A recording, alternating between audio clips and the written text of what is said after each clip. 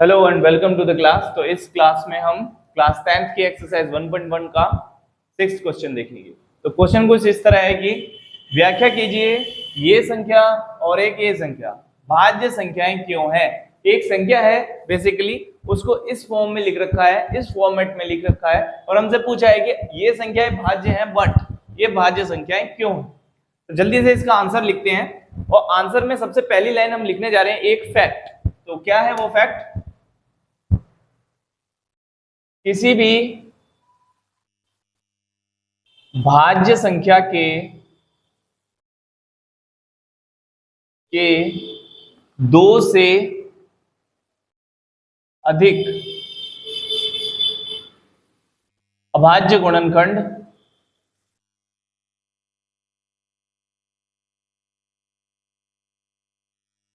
होते हैं। यस, तो हमने देखा किसी भी भाज्य संख्या के दो से अधिक अभाज्य गुणनखंड होते ही होते हैं। बिकॉज दो से अधिक क्यों? एक तो पहला वही संख्या खुद ही हो गई, वो उसके पाड़े में आती है, और दूसरा हो गया एक। ठीक है, एक से भी हर संख्या विभाज्य होती है, तो उन दो को छोड़ के आगे भी अभाज्य गुणनखंड होना जरूरी है। जैसे कि हमने देखा 60, तो 60 के गुणनखंड हम देखें 2 गुणा 3 गुणा 2 गुणा 5, 5 दूनी 10 दूनी 30 दूनी 60, यानी कि ये सारे अभाज्य गुणनखंड है। तो दो से अधिक अभाज्य गुणनखंड होंगे ही होंगे। जैसे 14, एक छोटी संख्या ले लेते हैं तो 7 गुणा 2 और एक तो होता ही है, तो 1 2 और ये इन दोनों के अलावा, यानी कि वो संख्या वह जो खुद है और एक के अलावा अतिरिक्त दो होने जरूरी है। तो दो से अधिक अभाज्य गुणनखंड होते ही होते हैं, कोई भी भाज्य संख्या हो। तो जल्दी से देखते हैं हम क्या इस संख्या के दो से अधिक अभाज्य गुणनखंड है। तो हमने लिखा 7 गुणा 11 गुणा 13 प्लस 13, और इसमें ले लिया 13 को कॉमन।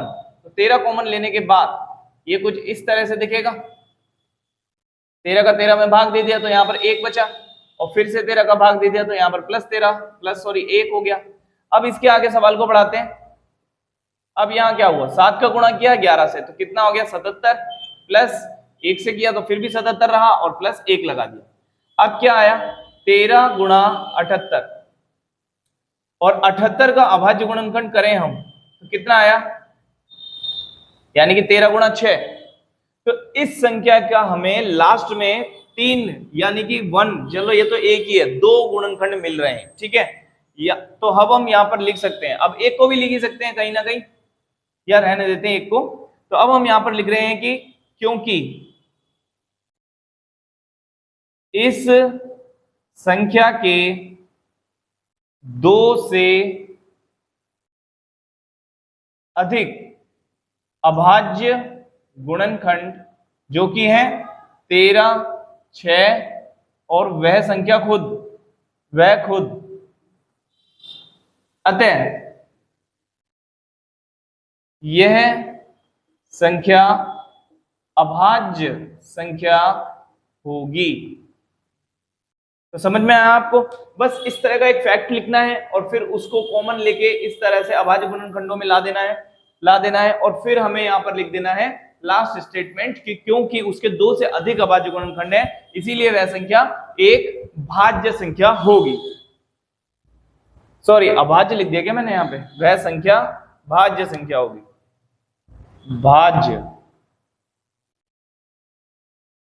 भाज्य संख्या होगी। ठीक है, चलते हैं जल्दी से अपने अगले सवाल की तरफ। तो इसको आप नोट डाउन करें और इसे मिटा देता हूं। अब मैं ऊपर वाला फैक्ट सेम रहेगा, बस नीचे संख्या बदल जाएगी। तो अगली संख्या है 7 गुणा 6 गुणा 5 गुणा 4 गुणा 3 गुणा 2 गुणा 1 और प्लस 5। तो फटाफट से हम देखते हैं कि जल्दी से कौन सा डिजिट इसमें रिपीट हो रहा है। जैसा कि हमने देखा 5 दो जगह है, तो हमने 5 को ही कॉमन ले लिया। तो 5 कॉमन लेने पर हमें क्या मिलता है 7 गुणा 6 गुणा 4, क्योंकि 5 से 5 को भाग दे दिया, 1 आया तो 1 लिखने की जरूरत नहीं। 2 गुणा 1 प्लस 1, इस तरह से हमने कर दिया। अब अगर अपन यहां पर देखें गुणा, तो यहां पर इनका मल्टीप्लिकेशन होगा। तो मल्टीप्लीकेशन के लिए हम इन सबको मल्टीप्लाई कर देंगे तो हमें मिलेगा 1008 और प्लस 1 यहां पर है ही। आगे क्या आया 5 मल्टीप्लाई बाय 1009, यानी कि हमें 2 अभाज्य गुणनखंड प्राप्त हो चुके हैं। क्यों? अब ये किसी भी पहाड़े में नहीं आएगा तो ये खुद एक अभाज्य गुणनखंड है। तो अब हम यहां पर वही स्टेप, यानी कि क्योंकि इस संख्या के 2 से अधिक अभाज्य और गुणनखंड, ये शॉर्ट फॉर्म में लिख रहा हूं मैं, अभाज्य गुणनखंड हैं, कौन कौन से हैं?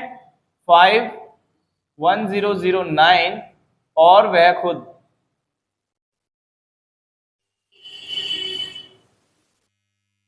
अतः यह संख्या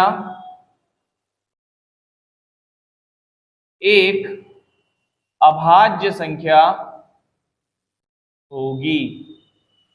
सॉरी, दोबारा से मैंने गलती कर दी, भाज्य संख्या होगी वो। अतः यह संख्या एक भाज्य संख्या होगी। तो बस इसमें इन सवालों में कुछ भी नहीं करना है, ज्यादातर स्टूडेंट्स को इसमें कंफ्यूजन रहता है। तो ये संख्या ली हमने, बस कॉमन लिया, इसमें से हमने जो रिपीट हो रहा है, सॉरी ये संख्या ली, इसमें से बस हमने कॉमन लिया, 5 और 5 कॉमन है, बाकी सारी चीजें एज इट इज यहाँ पर आ गई हैं। And now we multiply 5 by this, जो कि है 1008 प्लस 1, यानी कि 1009, 1009। अब यहाँ पर हमें 2 अभाज्य गुणनखंड मिल गए हैं और यही इसी फैक्ट के अनुसार हमें नीचे भी स्टेटमेंट लिख देनी है और इस तरह से हमारा सवाल डन हो जाएगा। तो मिलते हैं अगली वीडियो में विद द नेक्स्ट क्वेश्चन।